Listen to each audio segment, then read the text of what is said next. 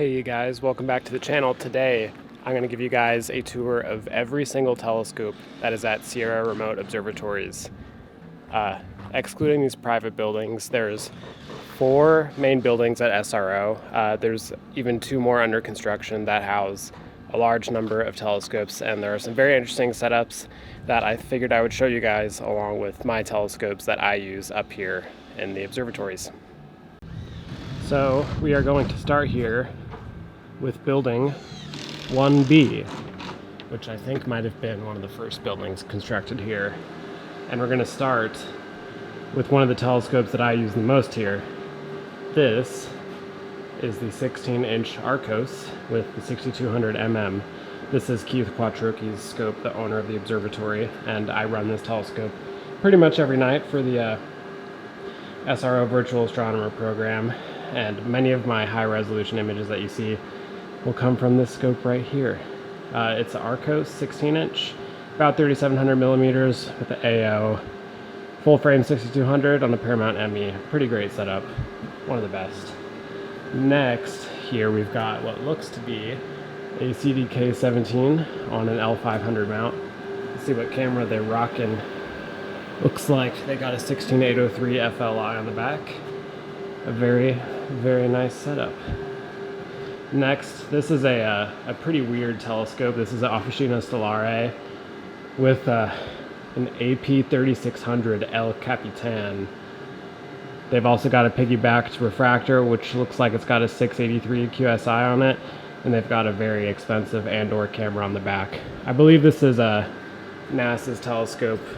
They've got the Sophia sticker on it, so they're very cool telescope. Back here we've got an older one. This is a 12.5-inch Arcos on a Paramount ME. Pretty old setup. It's a little rusty, and it looks like that's an Apogee camera on the back with a very old S-Big as the guide camera. Very interesting old setup, but probably has delivered some great images.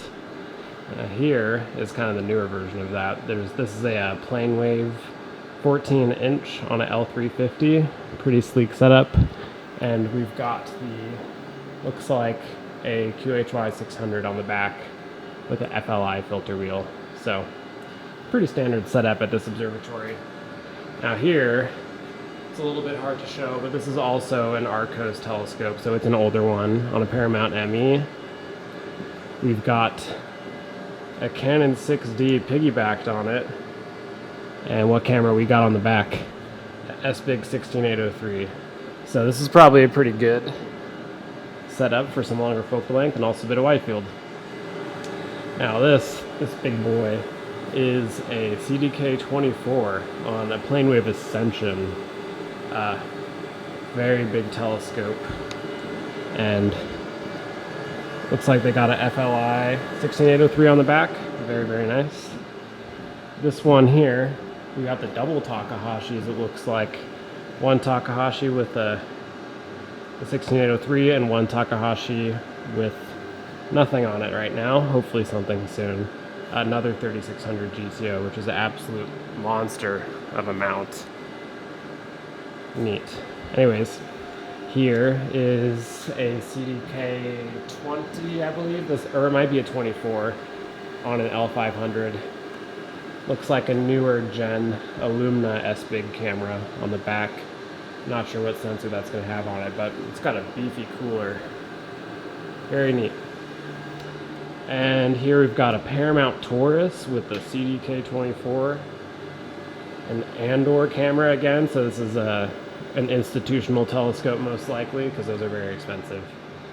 And over here in the corner we got a 1600 GTO with the 14-inch Planewave, an ONAG, which is a very unique guider setup. That's probably a very nice guiding setup with, looks like FLI 16803 chip. So pretty tested setup. Here, this telescope I actually am very familiar with because I run it pretty much every night. It's a dual FSQ 130 setup that we're working on getting identical. Right now the imaging trains are not fully identical. This one has a Moravian IMX 455 sensor, and a 0.6 focal reducer. This one has no reducer, and it's got a FLI 16200 chip on the back, which is not the most modern camera these days, but it does all right. And of course we got a 10 micron GM 3000 to run it. But that is every scope in building 1. Let's go see the other buildings. Alrighty, so there is building 1. Directly across from it is building 11. I don't know the numbering scheme, it's a bit odd here, but building 11 is where I keep my other telescope, so let's go check it out.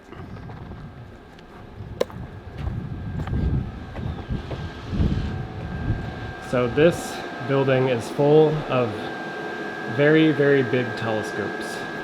Let me boost the exposure just to help us out here. Starting off right in your face when you walk in is a CDK 17 with a huge QHY 600 on what looks like an L500 mount. Pretty beefy scope. Next, you'll notice these are common themes. There's always a variation of a plane wave and a 16803 or a full frame IMX 455, and this one happens to be on an ME2. And interestingly, the paramounts are becoming less and less common here, especially, mostly because of the plane waves. So another very nice setup, CDK 14, 16803, Paramount ME, can't go wrong with it. Here's another CDK 14 inch with a full frame camera? Yeah, 6200. So 6200 on the back, L350, CDK 14. This is just like an ideal introduction observatory telescope. You can't go wrong with it. Here is the big brother of that. This is a CDK 24 on either L500 or L600 mount. Pretty beastly. And it's got a whole heck of a lot of instrument on the back. What do we have here? We've got a FLI KL4040. There is a Sajda auto guider. It looks like it's ONAC'd with another thing here. And we've also got a spectrometer with what looks to be a couple different cameras on the back. Very complex system. I think this is Howard Trottier's system, and I think he's a professor, so it makes sense that there's some science stuff going on there. Anyways, next, another Planewave CDK14 on an L350. This one, again, 16803 chip. These are very common here. Here we go, another what looks like a 16803 chipped camera, or it could be a KL4040, or any of the above. It could be many cameras that I'm not sure of which exactly, but CDK 17, L500 or L600, you know, basically every telescope here is one of those. Speaking of which, here's another CDK 24. This one with the Moravian 61000, which is a very nice camera. Big fan of those on an L600, I think. Very good setup. I don't even think this one is being auto-guided. Yeah, this one's running without auto-guiding just because the plane wave is so nice on it. Oh, actually, no, we got a tiny little auto-guider. I barely even noticed it because it was so small, but I guess that auto-guider works. Over here, kind of a unique setup. This is L500 with a Rai-Fast and an 85mm Takahashi. Looks like this one has got a Moravian 61000. Again, very common camera. I really like those. That one's a neat body style. Another Moravian 61000. I've edited a lot of data from this scope, and this is a very lovely telescope. I'm a big fan of it. It's the Rai-Fast. It's very fast. Here we've got another L-series mount, another CDK20, and another full-frame ZWO camera with the Optec Sajda auto guider. Very nice setup, again. Here we've got an empty L350. Hopefully it'll find a home. This scope, I believe, is JPL's telescope, or one of JPL's scopes here. This is a RASA 11-inch. or maybe it's a Rasa 14. It's hard to tell with all these telescopes in here, but we're rocking a 6200 mm on the back. So pretty great setup. That probably means it's an 11 or 14. Here is my telescope. This is a FSQ 106 EDX3. I got it reduced down to f3.6 with the QHY 600 on the back, and a Paramount Mighty to guide it all, and tiny little auto guider up there. But it's been a great setup. Absolutely love the Takahashi. 10 out of 10.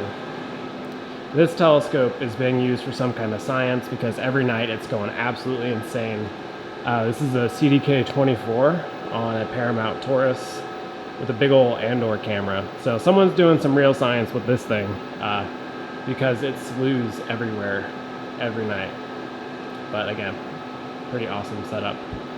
And here you can see the whole room basically just full of plane wave CDKs, L mounts, Paramounts, and full frame cameras. Pretty awesome. That is building 11. Alrighty, here is building number 12.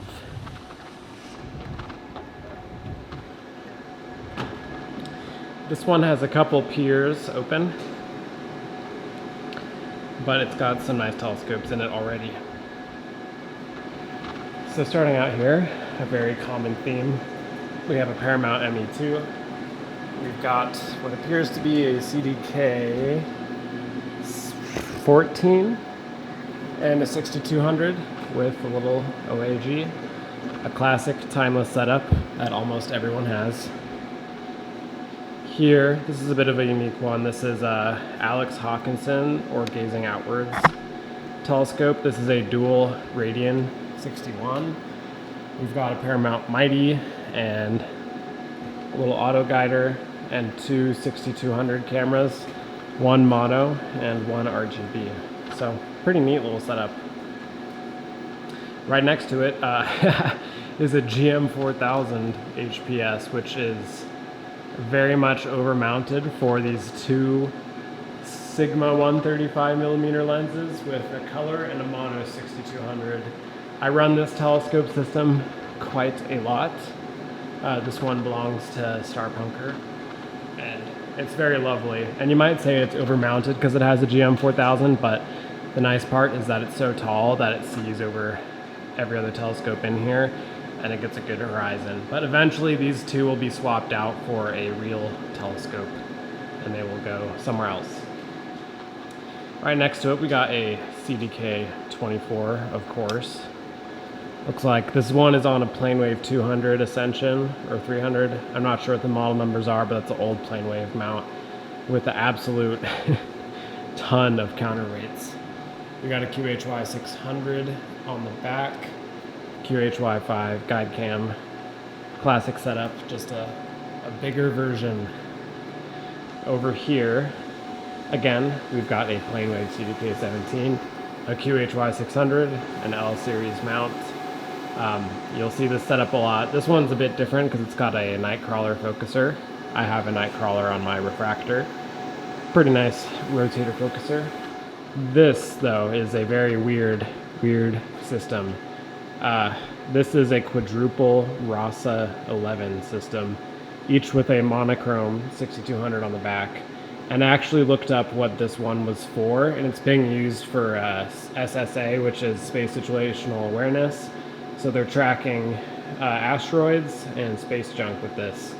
And this is set up with this custom mount here that basically allows it to get a huge FOV. These are not all pointing at the same spot. They're offset a little bit to cover a huge portion of the sky at once. So this is a ridiculous system. And we got a Paramount ME2 on it with the 45-pound plates. So this scope benches quite a bit. What else we got here? Let's go back over to this corner where there is a CDK24 L series mount. This one has a bit of a unique camera. This looks like a QHY 411 medium format camera, which is very, very, very beefy. It's like 150 megapixels, but a very extreme system for sure. Next to it, we got this absolute beast of a refractor. This is a Tech 200 APO on a 10 micron 2000 HPS and a 16803 chip S-Big on the back. A very, very cool system. I would switch the camera out honestly, but just a beast of a refractor right here. It's like 8 or 9 feet tall, which is insane. And over here, we got a dual side-by-side on an L350 with a 14-inch and a Teleview 101. And we probably got 6200s on both, one monochrome and one color. A very nice setup. Probably very good dual-purpose rig. One for doing mono and one for doing color at the same time, which is pretty neat. Over here, this is a very unique system at the observatory. This one is Starpunkers as well, and I've ran it quite a bit. I'm actually up here to deal with the mount since it's been acting up. But this, I think, is the only ASA system at the observatory. It's I'm not even sure what mount it is, but it's got a Moravian 61,000, and this is I think 20, no, it can't be 24. I don't know how big this scope is aperture-wise, but it's like f2. And it's got like 980 millimeters of focal length at f2.4. It's pretty ridiculous. It's a beast of a scope. Let's see, is there anybody I missed? I don't think I missed anyone. Yeah, this is building number 12. Got some unique systems in here. Lastly, over here we have building 2B. Alright, so this building, because of the computers inside, it was actually way too loud to record any audio that you can actually hear me, so I'm doing a voiceover for this section. Anyways, the first scope in this building is the FSQ 106 with the 6200 mm full frame on a 10 micron GM 1000. Pretty much identical to my own setup, except it's got Prima Luce parts instead of the Moonlight parts for the focuser and the rotator. But yeah, pretty awesome setup. It's also got a Gerard Newman tilt adapter, it looks like. There's an empty pier. Then there's this weird looking thing. I don't know what telescope this is, but it's looking super old, and it doesn't have a camera on the back. So who knows what that one is. I don't even know the branding on it, but at least it's got a small little guide camera on there, a little 50 millimeter, you know. That's the most important part in astrophotography. All right, right next to it, there is another setup almost identical to mine. This one, different parts again. It's got a FLI camera on the back, a big Optec Gemini focuser rotator, Paramount Mighty, and FSQ 106. They might have it reduced. I'm not entirely sure, but you know, again, a classic setup. And here is an Arcos 12.5 inch, much like the one in the other building. This one has got an AO unit. It's got a Gemini rotator. It's on an old Paramount ME, which is, it's kind of funny because the ME looks like a small mount in these buildings. Here is what looks like a CDK 17. It's run in Alt-Az mode. It's got a ZWO 6200 on the back. Pretty good looking setup. Right next to it, I couldn't tell what scope this was. It looks to me like it's one of the Astrophysics Maxitov Cassegrains. It's on a plane wave mount, and it's got what looks like a 16803 chip camera. So it could be quite a unique telescope, but I didn't really want to move it away from their flat panel out of respect for the expensive instrument. And right next to it, this is a pretty unique scope in the observatory. This is a Takahashi Mulan 250, so it's like a Cassegrain design Takahashi scope, Gemini rotator, and 6200 with the OAG on the back. Pretty neat looking setup. And right next to it, another big plane wave. That one looks to be a 24 inch, and oh, this one's got some interesting stuff on the back. This one has an Optec Perseus, so they can select between a bunch of different instruments at once. There is two different 6200s, one mono and one color. both with their own OAGs, and then there's also a spectrometer and a little planetary camera on the back. So lots of options there with what to do on a given night. You got monocolor, planetary, and a little science. And this is what, as far as I can tell, is the biggest telescope at the observatory, at least in the public buildings. This is, I think it's EDK 700 observatory system for Thailand, and it is huge, and it's got a 16803 on one side. And this system, I believe, has the tertiary mirror, so they can select between either the left or the right and azimuth ports. And the right and azimuth doesn't have anything on it. It's just got a filter wheel but no camera. And the left has a big old FLI camera on it. So huge scope. This one next to it, this is also a JPL system. Similar to the other one in the other building, it's 3 RASAs.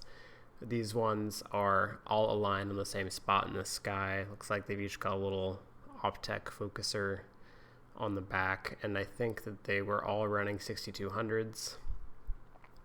But this one is just for space situational awareness, so small asteroids, space junk, that kind of thing. Pretty much everyone doing that kind of science uses a RASA mostly. Speaking of which, here is another RASA. This one's on a plane wave mount in alt-az mode.